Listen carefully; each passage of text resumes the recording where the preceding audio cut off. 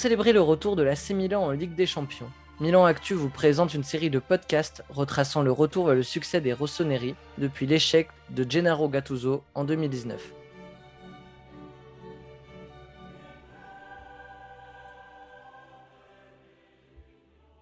Les rossoneri entament la nouvelle saison dans une situation particulière.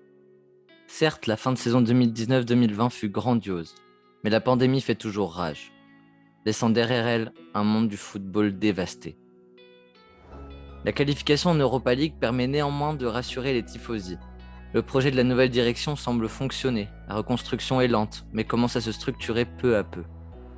Le mercato des rossoneri est l'allégorie même de cette reconstruction. Brahim Diaz, Dalot ou encore Sandro Tonali de Brescia, de jeunes espoirs qui seront de nouveaux atouts pour la nouvelle saison. Cette dernière semble être synonyme du tant attendu retour des Milanais dans l'élite. Propulsés par une superbe lancée la saison précédente, les rossoneri ont gardé leur jeu. Ils ne subiront pas la moindre défaite en championnat jusqu'à la fin de l'année 2020. Une série qui dure 14 matchs. 14 matchs qui viendront s'additionner aux 12 de la saison précédente. Une série qui permet aux rossoneri d'être dès le début de saison des prétendants au titre du championnat. Le seul faux pas est un match joué à San Siro en novembre contre Lille à l'occasion du 3e match de poule de l'Europa League. Une compétition qui ne fut pas forcément une réelle réussite pour les rossoneri, qui ont dû vite commencer leur saison en affrontant Shamrock ou encore le Bodo Glimt pour les phases préliminaires de la C3. En championnat, les hommes de Stefano Pioli réalisent de véritables prouesses. Sur les 4 premiers matchs, l'AC Milan enchaîne 4 victoires, dont une contre son rival historique. Une victoire menée par une attaque efficace, mais aussi une défense suffisamment solide pour tenir les nerazzurri. Mais dans cette série quasi parfaite, quelques faux pas apparaissent. Des matchs nuls contre Parme, Vérone ou encore Gênes. Des adversaires qui ne sont pourtant pas de grands favoris. Cela va réduire l'avantage qui avait été pris lors des confrontations directes. Vaincre l'Inter, la Lazio s'est avéré partiellement inutile à cause de victoires facilement gâchées. Le match contre la Roma est le parfait exemple. Ibrahimovic débloque dès la 2e minute le match, en passant devant Mirante traversant la défense sur une passe de Leao. Mezzeco égalise pour la Roma. Les rossoneri continuent à poser leur jeu. Le match va s'emballer, Kier touche la barre sur une splendide tête sur corner. La minute suivante, Tatarusanu sauve les rossoneri en proposant une belle double parade. Au retour de la mi-temps, Salmakers fait un vrai carnage sur son côté. Il dépose Skarsdorp, puis fixe une frappe parfaite contre Mirante. Grâce à un pénalty extrêmement litigieux, voire inexistant, la Roma égalise à 2-2. L'arbitre, certainement accablé par des remords sur le pénalty accordé, en offre un autre, cette fois pour les rossoneri. Un pénalty qui semble être une compensation de la part de Monsieur Giacomelli. Évidemment, Ibrahimovic ne tremble pas et prend à contre-pied le gardien romain. Le match semble être enfin clôturé, pourtant sur un corner mal tiré, le géant suédois se trompe, dévie la balle au second poteau et Kumbula punit les Milanais. 3-3 au terme d'un match où les rossoneri auront gâché 2 balles de match. 2 points se sont envolés ce soir-là. Un résultat sur le papier alléchant mais qui au final aurait dû et pu mieux être utilisé. Les rossoneri seront grâce à leur grande série sacrés champions d'automne. La renaissance est enfin arrivée. Certains tifosi rêvent, le Scudetto, la qualification en Champions, bref, le retour du Grand Milan semble plus proche que jamais.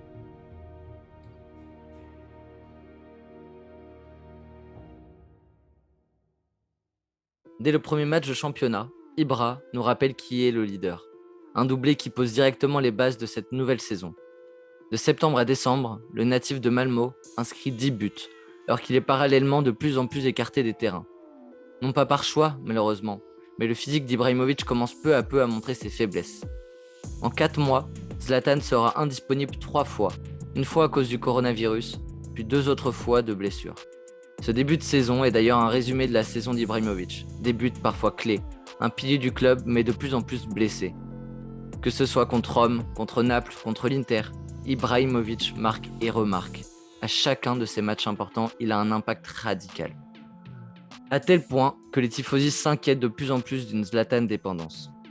Il est d'ailleurs comique d'imaginer qu'après une logique chute de sa valeur marchande avec l'âge, cette dernière a connu une hausse jusqu'à 5 millions d'euros en décembre 2020. ce qui fait de lui le joueur le plus cher, né avant 1984, et un des seuls avec une valeur marchande qui a augmenté malgré son âge. Notre Benjamin Button commence néanmoins à vieillir tout en donnant le maximum pour le maillot. Un autre joueur se distingue pendant cette phase allée. Théo Hernandez semble renaître de ses cendres depuis son arrivée du Real Madrid, après une saison de très haute voltige qui a su attirer l'attention des fans de l'Europe entière. Décembre 2020 est pour l'instant le pic de la carrière de Théo Hernandez.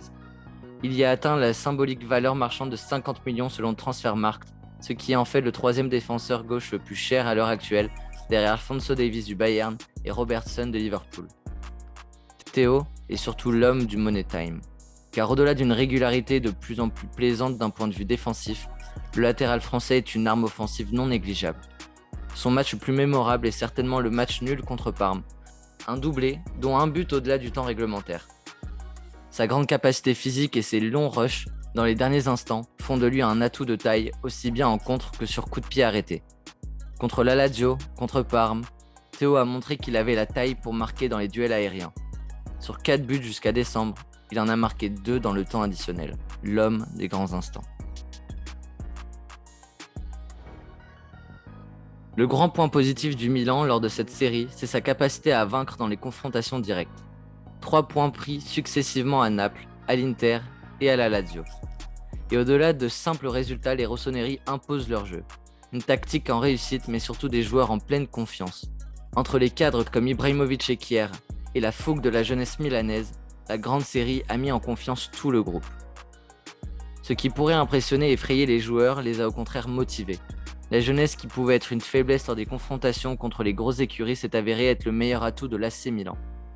Les joueurs jouent avec instinct et en confiance. Le point d'orgue de cette situation est clairement la victoire au pénalty contre Rio Ave en Europa League. Nous sommes le 1er octobre 2020. Après une première mi-temps des plus soporifiques, l'AC Milan, dès la 51e minute, ouvre le score. Sur un corner tiré par Hakan Çalhanoğlu et dégagé par la défense portugaise, Alexis Salmakers, très bien placé aux abords de la surface, arme du pied droit et trompe le gardien. 69e minute, Hakan est à 2 doigts de faire le break sur un magnifique coup franc détourné par le pied de Luca Piasson. Ce dernier offrira une passe décisive à Geraldes 2 minutes plus tard, égalisation pour Rio Ave. Le Milan part en prolongation, mais le match vire au drame pour les hommes de Pioli. La première mi-temps de la prolongation a débuté il y a 17 secondes et Rio Ave repasse déjà devant grâce à Gelson Dalla. Milan peinera à se montrer dangereux jusqu'à la 119e minute et 50 secondes. Gabbia joue long sur Lorenzo Colombo qui dévie de la tête. Ce dernier espère trouver Hakan devant lui. Le Turc est au duel avec le défenseur de la formation portugaise qui touchera le ballon de la main. Penalty que transformera Hakan Çalhanoğlu. La qualification du Milan en Europa League passera par la séance de penalty. Une séance où les 14 premiers penaltys seront réussis. En effet, côté milanais, Bennacer, Kier, Théo Hernandez, Brahim Diaz, Hakan, Calabria et Tonali transformeront leurs penalty. Mais les Portugaises sont solides et Donnarumma n'est visiblement pas dans un bon soir. Vient ensuite le tour du jeune Colombo. C'est grâce à lui que le Milan a égalisé de justesse. Mais le football est un sport cruel et le jeune formé au club tirera au-dessus. Rio Ave a la balle de match au bout du pied de leur numéro 4. Le joueur s'élance. La pluie fait rage. La frappe part sur la gauche de la cage du géant italien. Gigio est parti du bon côté, mais reste trop court. Le ballon s'écrase vers l'intérieur du montant, longe la ligne en direction du but sans jamais la franchir, rebondit sur le poteau droit et ressort. C'est un miracle, Milan est encore en vie. Leao s'élance ensuite et marque. Ivo Pinto égalise côté Rio Ave, 8-8. Gigio était parti du bon côté, mais la main molle l'empêchera d'arrêter le pénalty. C'est au tour du gardien milanais d'ailleurs de s'élancer. Mais Donnarumma loupe le cadre. Le Milan est de nouveau dos au mur. Au tour du gardien de Rio Ave de s'élancer.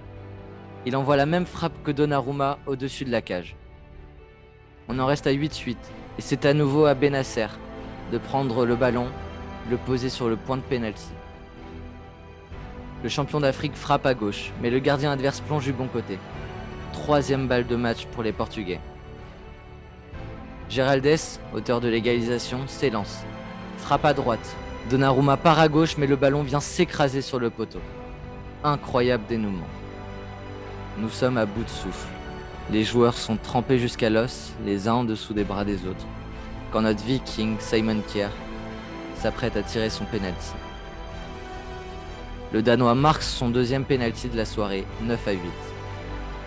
C'est au tour de Santos de se positionner face à Gigio. Pour l'instant, le portier de la Nationale est en échec. 11 pénaltys, aucun arrêté. Santos s'élance, frappe sur la gauche de Donnarumma, arrêt réflexe de Gigio. Fin du match, les joueurs courent vers leur numéro 99. Milan est en Europa League.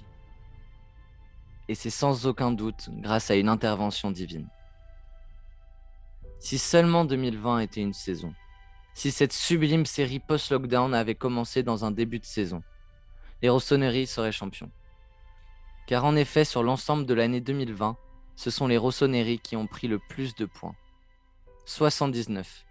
Ils surpassent de 6 points l'Inter qui est second sur l'année. D'un point de vue européen, dans les 5 grands championnats, seuls le Real et le Bayern ont fait mieux. C'est l'attaque milanaise qui a guidé cette splendide série. Car en effet, mis à part le FC Barcelone de 1948, aucune équipe n'avait réussi à marquer au moins 2 buts sur 15 matchs consécutifs. Les Milanais l'ont fait. Sur les 14 derniers matchs de l'année 2020, les joueurs du club lombard ont pris 2 fois plus de points que ceux obtenus sur la phase allée de la saison 2019-2020. Cette première partie de saison ne présage que de bonnes choses pour la suite. Le ciel est dégagé en ce mois de décembre. Les Salutate la Capolista résonneront dans les bouches des tifosi milanais pendant les fêtes de Noël.